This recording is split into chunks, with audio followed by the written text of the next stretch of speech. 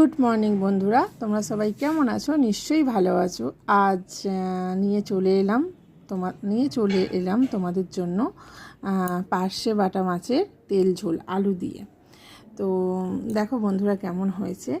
আর আমি ভাবলাম আজকে এই রান্নাটা তোমাদের সাথে শেয়ার করি। আমি করেছি যেহেতু শেয়ার করি, তাই নিয়ে চলে এলাম। আর কেমন হয়েছে জানাবে। আর দেখতে কেমন লাগছে বন্ধুরা দেখো। তো কীভাবে আমি করেছি তোমাদেরকে বলি চলো। প্রথমে আমি বাটা মাছ 3 পিস বাটা মাছ নিয়েছি, পার্শে বাটা এগুলো। আর এদিকে কড়া বসিয়ে নিয়েছি, কড়াটা গরম করার জন্য বসিয়ে নিয়েছি। এবার তেল দিয়ে কড়াটা ভালো করে গরম করে নেওয়ার পর আর মাছগুলো ভাজবো। আর বন্ধুরা একটা কথা সবসময় মনে রাখবে, এইসব পার্শে মাছ, পাবদা মাছ, ইলিশ মাছ এগুলো সবসময় সর্ষের তেলে রান্না হয়। তো আমি সর্ষের তেলেই রান্না করব তার জন্য। তো দেখো বন্ধুরা তেল গরম হয়ে এসেছে। এবার মাছগুলো দেবো, দিয়ে ভালো করে মাছগুলো ভাজবো। মাছ যে কোনো মাছ একটু ভালো করে ভাজলে ভালো লাগে। একমাত্র ইলিশ মাছটা হচ্ছে অনেকে না ভেজে রান্না করে, আমিও না ভেজে রান্না করি আর ভাতে রান্না করি, এটা খেতে ভালো লাগে। কিন্তু তারপর বাকি সব মাছকে খুব ভালো করে ভাজতে হয়, না ভাজতে মাছ খাওয়া যায় না। যদি সেখানে তার আগে সবথেকে প্রথম কাজ হচ্ছে ধোয়া, ভালো করে ধুয়ে ভালো করে মাছ ভেজে নিলে না তেলের টেস্টটা আর টেস্ট। তো এটা কী দিয়ে করবো দেখো বন্ধুরা, আমি আলু কেটে নিয়েছি।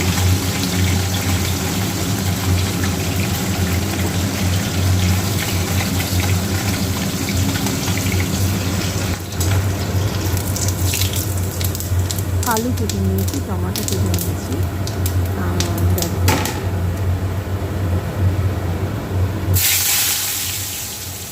আলুগুলো খুব ভালো করে ভেজে নিলাম।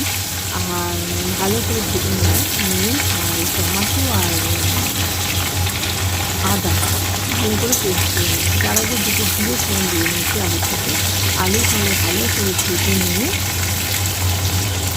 তারপর তরকারিটা করলে আলুগুলোও খেতে ভালো লাগে, তরকারিটাও ভালো হয় খেতে।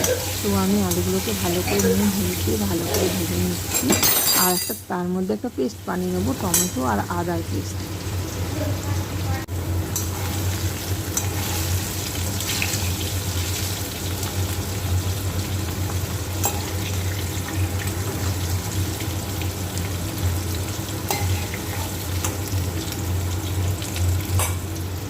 এবার মশলাটা ভালো করে ভেজে নেবো আদাটা।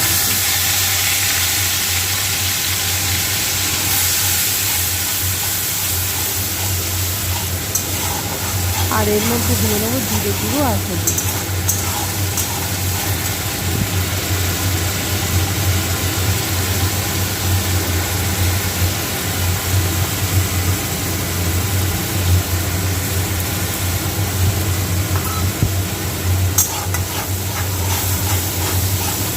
আর লবণটা আগে থেকে দেওয়া ছিল।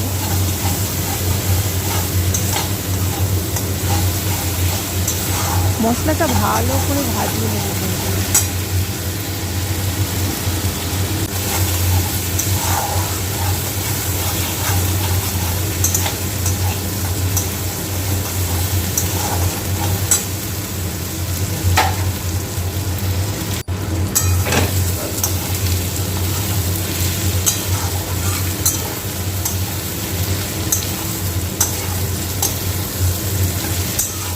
আমি আলুগুলো দিয়ে মশলাটা আরেকবার নেড়ে নিলাম, নিয়ে আর জল ঢেলে দিয়ে চাপা দিয়ে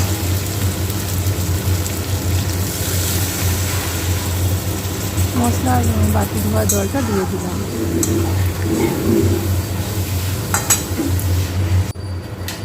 এবার দেবো, চাপা দিয়ে দেবো, দিয়ে আসবো 10 মিনিট পর। আর এর মধ্যে কাঁচা লঙ্কা দিয়ে দেবো। কাঁচা লঙ্কাটা দেওয়া হয়নি, তাই ঢাকাটা খুলে 4-5টা কাঁচা লঙ্কা চিড়ে দিয়ে দিলাম।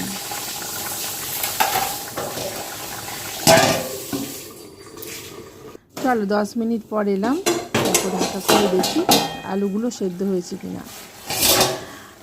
আলুগুলো ভালোই সেদ্ধ হয়ে গেছে। এবার মাছগুলো তুলে দেবো।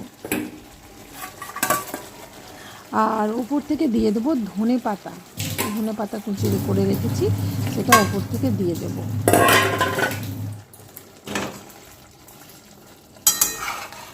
মাছগুলো আলু ঝোলের সাথে একটু ভালো করে মাখিয়ে নিতে হবে। এটা তো খুব ঝোল নয়, মোটামুটি, তাই একটু ধরে মাখাতে হবে।